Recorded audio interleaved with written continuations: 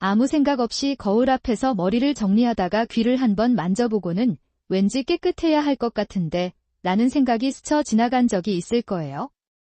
이상하게도 귀는 늘 깨끗해야 안심이 되는 곳처럼 느껴집니다. 하지만 우리의 몸은 때때로 우리가 생각하는 방식과는 조금 다르게 움직입니다. 귀지도 바로 그런 존재입니다. 왠지 없어야 할 것 같지만 사실은 조용히 자신의 역할을 다하고 있는 아주 자연스러운 보호막이니까요. 귀지는 이름만 들으면 불필요한 부산물처럼 들릴 수도 있습니다. 하지만 조금만 시선을 바꿔보면 전혀 다른 이야기가 펼쳐집니다. 마치 숲의 낙엽이 단순한 쓰레기가 아니라 땅을 보호하는 역할을 하듯 귀지도 귀 안을 지키는 자연스러운 보호층 가운데 하나입니다. 눈에 잘 보이지 않기 때문에 잊고 지내기 쉽지만 우리 몸은 생각보다 훨씬 정교하게 균형을 유지하고 있습니다.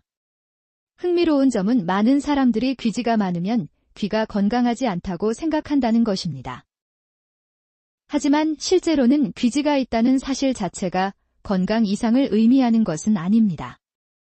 우리 몸은 필요한 만큼 만들어내고 시간이 지나면서 자연스럽게 바깥쪽으로 이동하도록 설계되어 있습니다. 아주 조용하게 거의 의식하지 못할 정도로 말이죠. 이 부분이 참 신기합니다.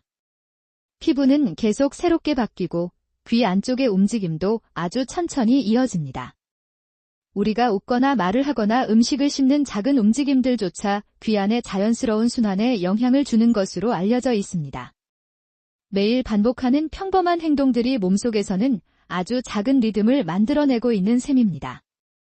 우리는 보통 몸이 완벽하게 깨끗해야 건강하다고 생각합니다. 하지만 자연은 항상 조금 다른 방식으로 균형을 만듭니다. 피부에도 유분이 필요하고 눈에도 눈물이 필요하며 귀에는 귀지가 존재합니다. 모두 각자의 이유가 있습니다. 필요 없는 것이 아니라 필요한 만큼 존재하는 것입니다. 가끔은 귀지가 마치 성벽 앞에 부드러운 방패처럼 느껴집니다.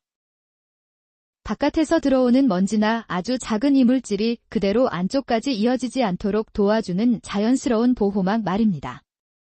완벽하게 모든 것을 막는 것은 아니지만 몸이 스스로 균형을 유지하도록 돕는 여러 요소 가운데 하나라고 생각하면 이해하기 쉽습니다. 생각해보면 우리는 몸의 많은 부분을 믿고 살아갑니다. 심장이 뛰는 것도, 숨을 쉬는 것도 대부분 의식하지 않습니다. 귀 역시 우리가 특별히 신경 쓰지 않아도 스스로 관리되는 부분이 적지 않습니다.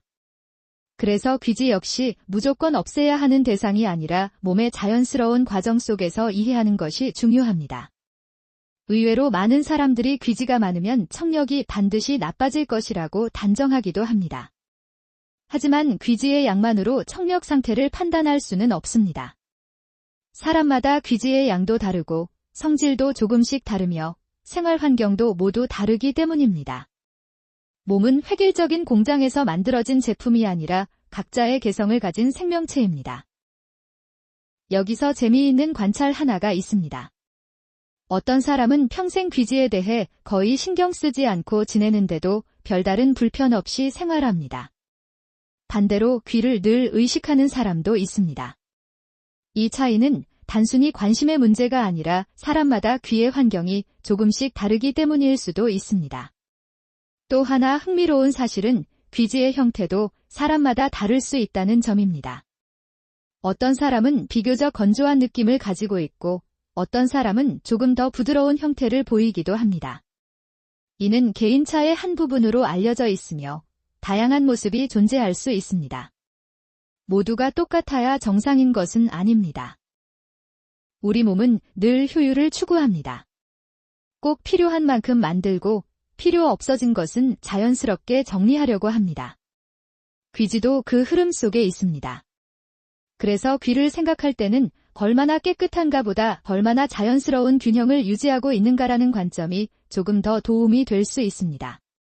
가끔 이런 경험이 있을지도 모릅니다. 이어폰을 오래 사용한 날, 귀가 평소보다 답답하게 느껴졌던 순간 말입니다. 그렇다고 해서 반드시 귀지 때문이라고 단정할 수는 없습니다.